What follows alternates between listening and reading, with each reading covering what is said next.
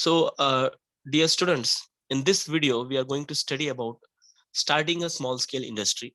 How can we start a small scale industry, or what is the procedure to start a small scale industry in India?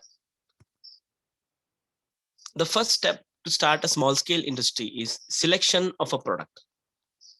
So, when you think about a small scale industry, it is generally where you are doing any kind of a manufacturing and you need to decide about your product.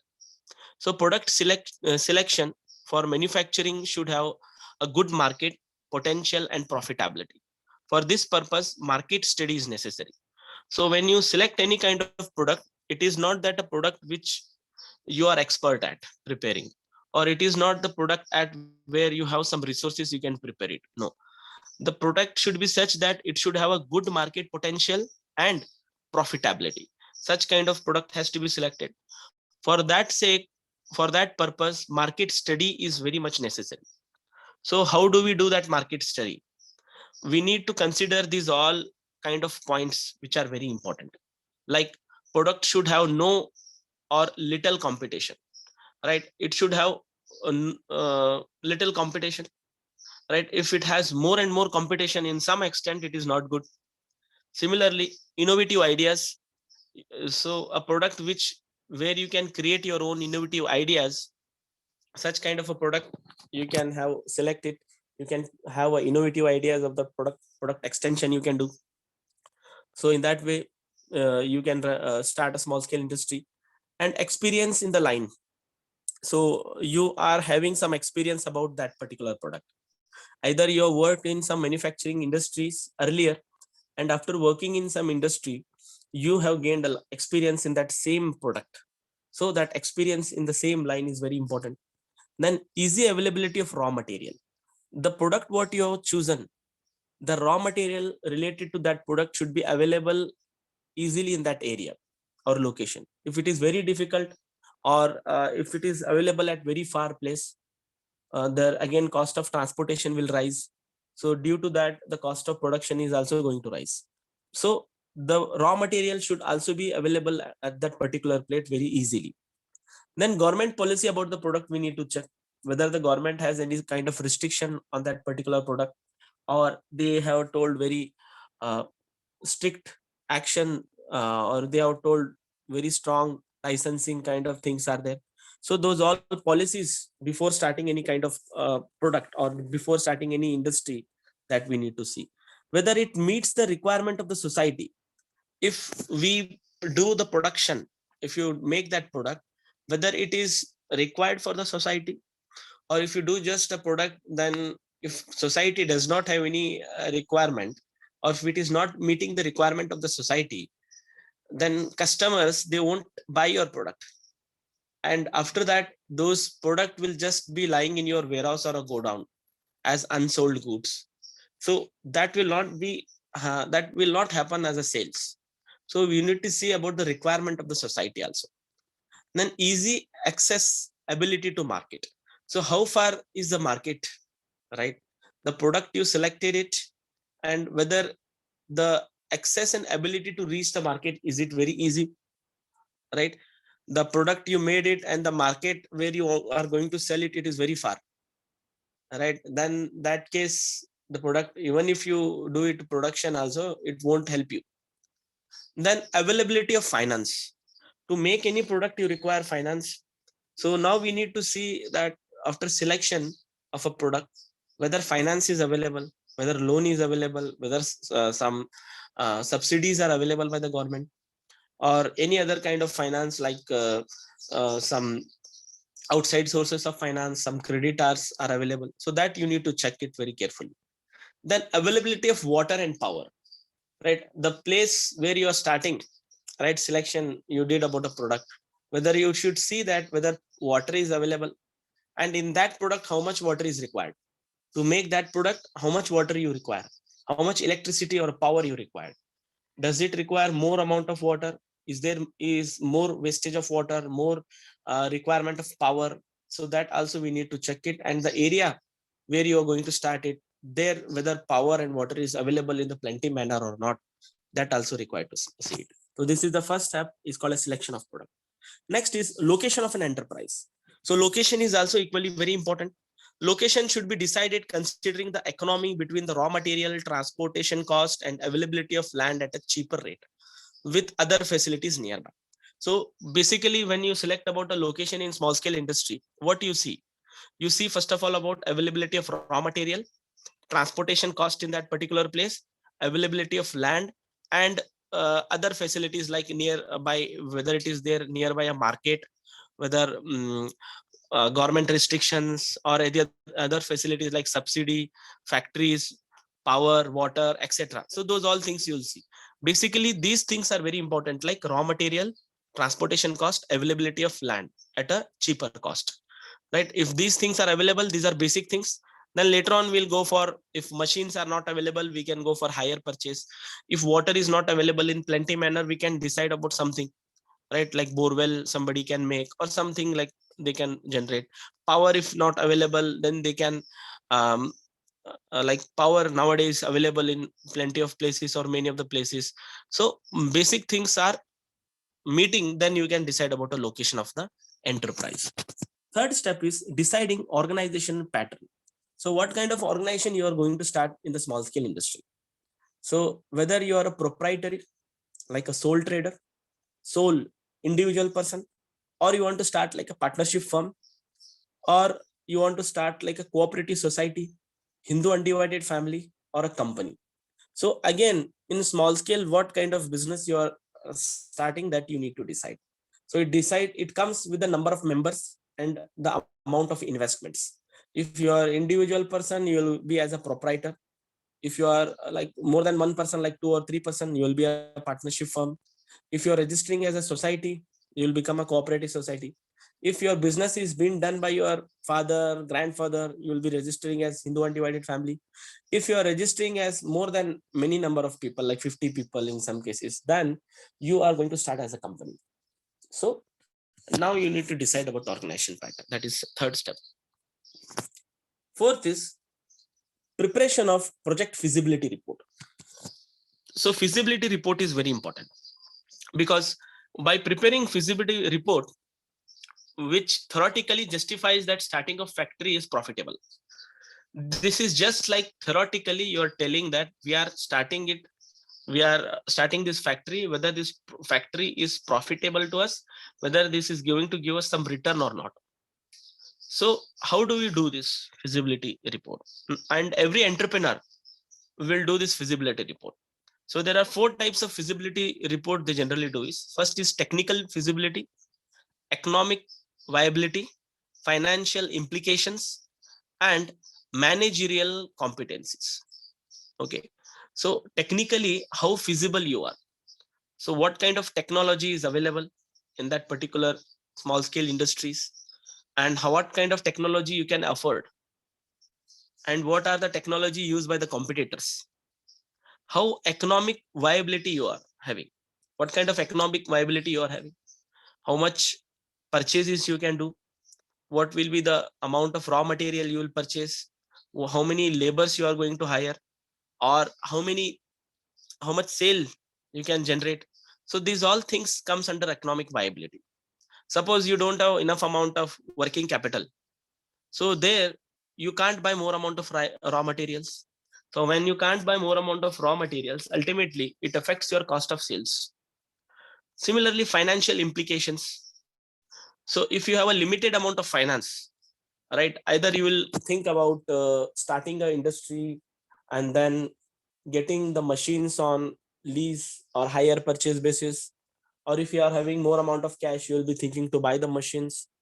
Then you will be thinking to take the land also on lease basis, take the land on purchasing the land if you have more money. So these all financial implications study is also very important. And in this financial implications, again, that this industry we have started, at what time it is going to give us our return, right? Those all things will tell us about financial implications. And managerial competencies. So whether you have that managerial capabilities, competencies to face the different kind of things like competition, like customer expectations, like customer perceptions, various things are involved. So that managerial competencies are there with that particular owner or that firm or that company or management. That is very important. That study is also very, very important. Then fifth step is registration with the authorities. We need to do registration of the small scale unit. We need to get a state directorate of industries, registration from state directorate of industries, then registration under factories act. If you are starting a factory, right, register under a factories act, obtaining a license from municipal authority, right, wherever in your city, wherever municipal authority is there, municipal corporation is there, go and get a license from municipal corporation. Registration with Reserve Bank of India. Now this registration with Reserve Bank of India, why they are calling is, when you start any small scale unit or industry, sometimes you require some amount of funds as subsidies. There they might require that registration with Reserve Bank of India. Then registration with regional licensing authorities. Some regional or local regional licensing authorities, they will give you license to start it, to start a cottage industry, to start a tiny unit.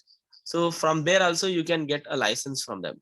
Then registration with export promotion cells, right? There are special economic zones in the state. So you can get even the registration with export promotion councils.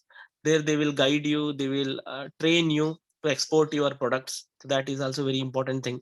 Registration with sales tax authorities. Nowadays sales tax is not there. Now you have to register under GST. So registration with GST um, is also equally very, very important. So this registration is must ensure. Then statutory licensing or clearance. Okay, depending on the product line chosen, size of the units, workers employed, etc., an entrepreneur is required to seek approval for specific regulation applicable in case. Depending on the nature of activity, a unit has to secure various licensing. Okay, like he has to get a various licensing like clearance, licensing, no objection certificates, approvals and registration, etc. So these all things are given by district industries center. In every district there will be a center like of every state. So there he has to get these all things: license clearance, no objection certificates, approval and registration, etc. These are statutory licenses. Then next step is arranging the finance. A firm has to arrange a finance which is required for running a business. And now the finance is basically of two sources which he will collect, either internal sources or external sources. That sources should be a proper mix of both the sources, right? Internal sources, like he will be going for his own family saving, personal, then loans from LIC, loan from various other assets, shares loan from society, loans from relatives and friends. So internal sources are there. First time he is starting a business. Then external sources, he can go to bank, other financial institution, right? He can take a loan for getting his purchasing the machines, equipments, land and building. So he need to decide and arrange the finance. Okay, arranging the finance is very, very important. Then obtaining land and building. Okay, to overcome the problem of availability of land for the construction of factory, the State Department of Industries have set up industrial areas. Okay, so there is an industrial area. He can go there in industrial area. That is all industrial estate. There all facilities are available, like transportation is available. Their facility like electricity is available, water is available. So in every district, in every state, in every places, these are available.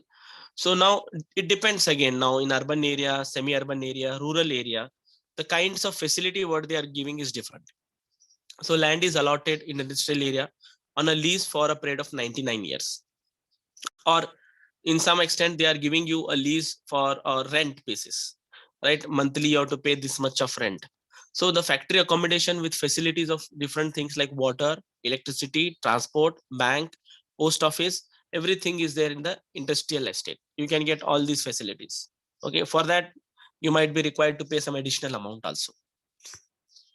Then ninth step is procurement of machinery and raw materials. So we need to get the proper machines and the raw materials. So National Small Industrial Corporation Limited, that is NSIC, supplies indigenous and imported machines to small scale units on hire purchase basis.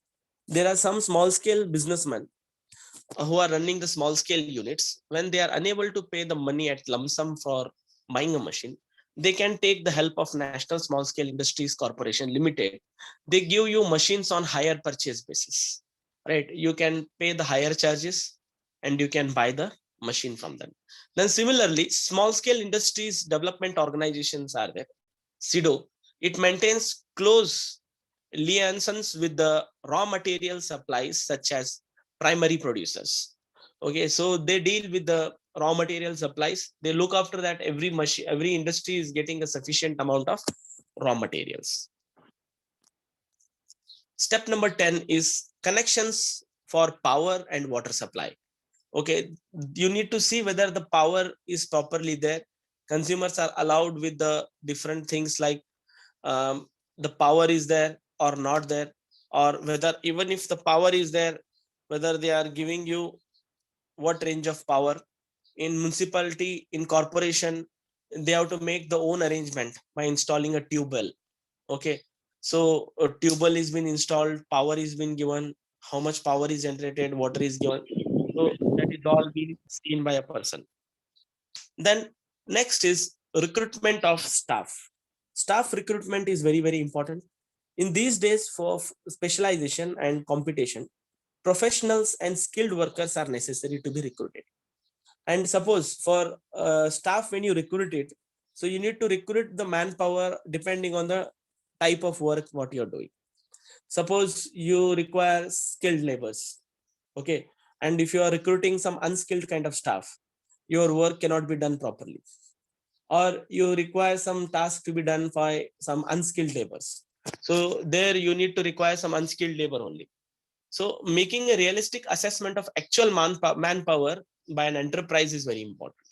How much actually we require manpower and what is the work they are going to do, that you have to analyze it, that you have to think it, and then you have to recruit a right kind of staff for your industry.